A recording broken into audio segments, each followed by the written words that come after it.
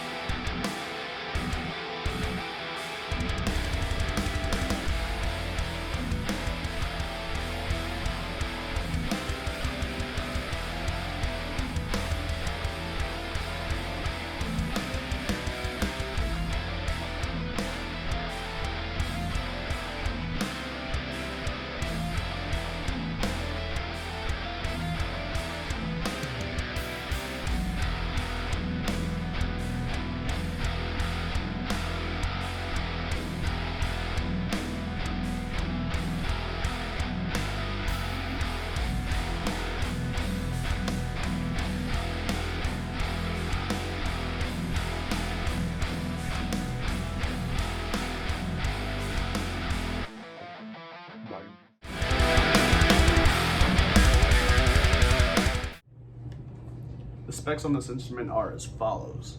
We have a basswood body, we have a maple neck, we have an amaranth fretboard. Amaranth is what it says on their website.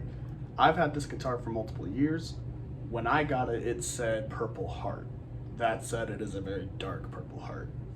We have 24 fan medium jumbo frets, and the scale length is a 27 on the low side and a 25.5 on the high side.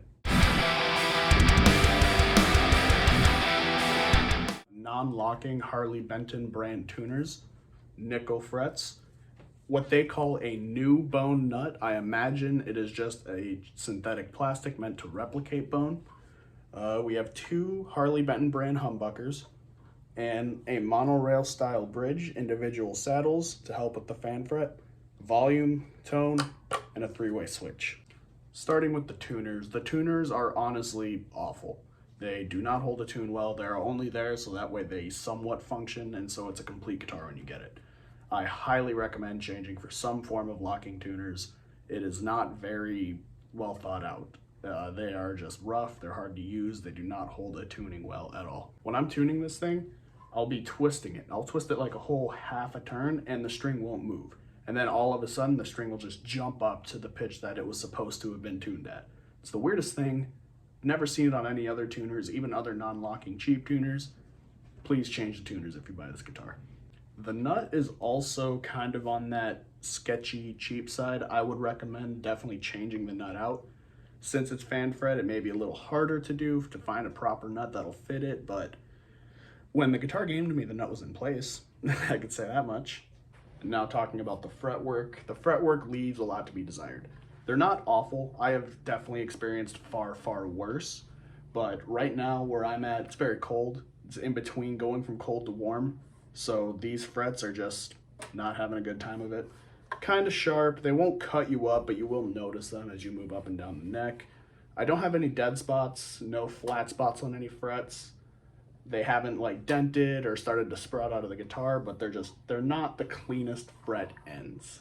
I guess that's what I can say. Now for the fretboard. This is where this guitar gets really weird. I've had this guitar since about 2018. I've had it for quite a few years. I've really put it through its paces.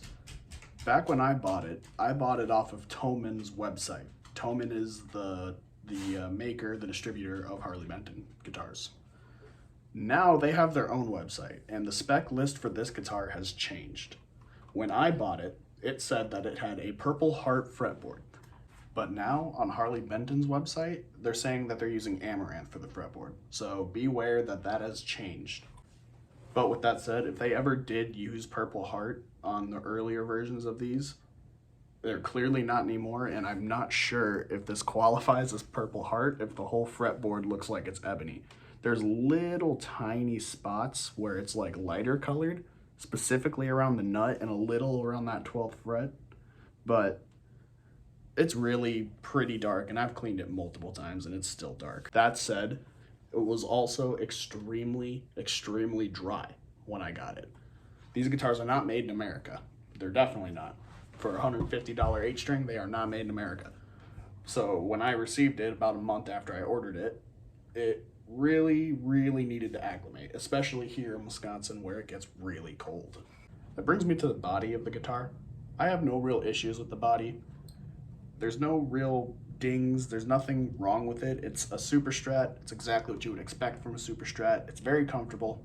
There is beveling around the entire outside of the guitar all the way around, even in the horns for that little higher fret axis. Even up here, just for more of the aesthetic purpose. There's really no need for beveling up here, but they did it anyway, which is pretty nice. The controls, the tone knob is out of the way. The tone knob is completely out of the way. You will never touch that ever, which I like. The volume is also in a pretty good spot. I never find myself accidentally touching it because it's way down here. But if I really need to reach for it quickly, I can. It's very nice.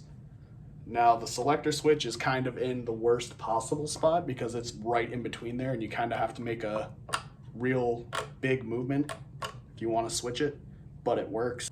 Now for the back of the guitar. Obviously it is a one-piece neck. There are the non-locking tuners that I was talking about. One-piece neck, maple neck, no issues. It's a one-piece neck. It's exactly what you'd expect. The neck joint here is actually very well done. There's not really a gap in there. I can't get a fingernail in there. There's no paint chipping, no paint dripping. The neck has never loosened on me. It is really nice there. Now on the back of the body, there's 5 bolts holding the neck on. The bolts are nice and recessed into the body. The routing could use some work, but it's on a part that you'll never see. So yeah, those are recessed. The control cavity is also recessed into the body. I like recessed stuff. Nothing snags on you. It's great. The string ferrules, however, are not recessed into the body, and there will be more on the string ferrules when we get to the key. Now the cons of this guitar, for which there are a few. Keep in mind, this is the cheapest H string I think you're gonna find. I got it for $150. They're like $20, $30 more now, straight from Thomann, and I knew going into it that I wasn't gonna get an immaculate guitar. It's $150. Even the cheap Ibanez's, the cheap Jacksons, they cost more than that. So the first con is, like I mentioned earlier, tuners. Do not hold a tuning. I don't recommend these tuners. I haven't changed them. I haven't changed anything on here because I really wanted to see what the long-term effect of these were. And they haven't gotten worse, but that's not saying much considering they're not good in the first place. The nut, I have already talked about the nut. I'm not going to go too far into the nut, and I would recommend changing it. That's that. Now the pickups. They're not good pickups. They're what you'd expect, $150 guitar. They're just gonna grab something that fits in there and throw them in there. The nice thing is that they are direct mounted. There's no ugly pickup rings. I hate pickup rings.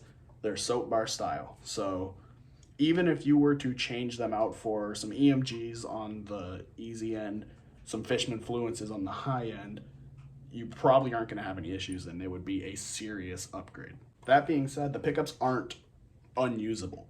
I have made multiple songs with this guitar and I've managed to build a pretty good tone for this guitar. I am a firm believer that even bad pickups, the worst pickups you can find, can still be made to sound good if you spend enough time building a tone for it. But you guys heard the demo song in the beginning, so you be the judge of that. The bridge, I actually really like the bridge. I wouldn't change the bridge out because I don't see there to be any issues with the bridge. It's a mono saddle design. It's low, it's out of the way, it's aesthetically pleasing. Can't say a lot of good things, can't say a lot of bad things about it. It's a working bridge. Knobs are fine, they're knobs. They turn, they're not crooked. Crooked knobs bother me. The switch, it functions, it's like a Strat style switch. I just would change the placement of it if I could. I bought this guitar because I had a prior H string that was just not for me. I wanted to continue to try H strings, and I also wanted to try fan fret without spending a lot of money. So this guitar served that purpose beautifully. And I do still like the guitar, but the scale length, the length overall, it's very nice. Ergonomically, it's nice. Aside from that switch, it's comfortable to play. It doesn't feel like something that came from Walmart. It's a very usable instrument. The cons list isn't that deep either. I mean, I already went over it. Tuners, pickups, nut, fretwork. That's really like the biggest cons with this guitar. Aside from the biggest sin is this disgusting headstock.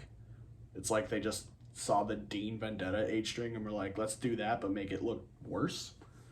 So yeah, not a fan of this headstock. In getting to the headstock, we also have to talk about the string pull. As you can see, this is like a Gibson Les Paul style string pull. It is not straight, which probably lends to a little bit of tuning stability. They're going all sorts of different angles, but again, it does its job. I just wish they thought this part out a little bit more. In terms of the neck feel, I think it's pretty similar to some Schecters that I've played. It's a little thicker. It's not nearly as like flat as an Ibanez, but it's definitely not a deep C either. It's kind of a little on the thicker side, but not uncomfortable for any reason. I suppose this is a con as well of the ordering process. Because Thoman's European, it takes a while to get to the States. It's got to go through customs, it's got to do all that, and then when you do get it, it's very traumatized because of all the weather changes. So there's definitely a con in that. I am an impatient guy. If you'd rather just go to a music store and buy a cheap H string, you can. You may miss out on some things like the fan fret, but shipping time is definitely a concern.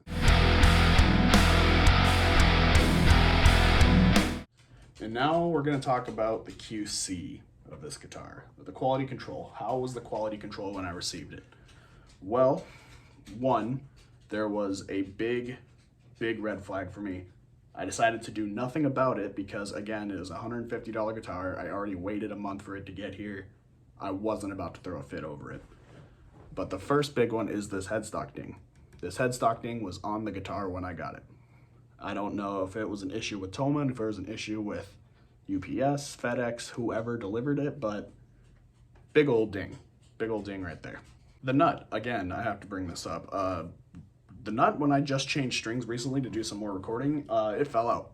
I had to super glue it back in. And I should have just replaced it, but I have a new H string on the way, so I'm not like super concerned about it. I do plan on fixing this one up and putting some better tuners and better nut and just making this a much more usable guitar. But yeah, that nut is a problem. It is a major problem. Another point of quality control would definitely be the string ferrules. I've alluded to it earlier. These ferrules definitely just pop right out when you change strings. It's like there is no adhesive in there holding them in at all. They just pop out. With that said, they are metal. They're not plastic string ferrules, so that is a big plus. All in all, would I recommend this guitar to somebody? It depends. It depends on what you're doing with it. If you are wanting to try out an H string or try out fan frets, then yes, absolutely. If you are a seasoned veteran to H string and fan frets and you want to buy a guitar as a modding platform and just try and upgrade it and kind of make it your own, yes, absolutely. If you're buying this for a stock recording tool, you might want to upgrade it first. I have used this as a recording tool for as long as I've had it, and it's worked, not without its issues. I've used it in drop E and double drop D, and it has done fine, but the tuning stability will slow down your recording process. The tone building with the crappy pickups will slow down your recording process. I wouldn't recommend it as is. But for the reasons I mentioned earlier, there isn't really a better option for a cheap fan fret guitar. I know there's a Sub-Zero now from Gear for Music, and I'm gonna try one of those and do a review just like this one.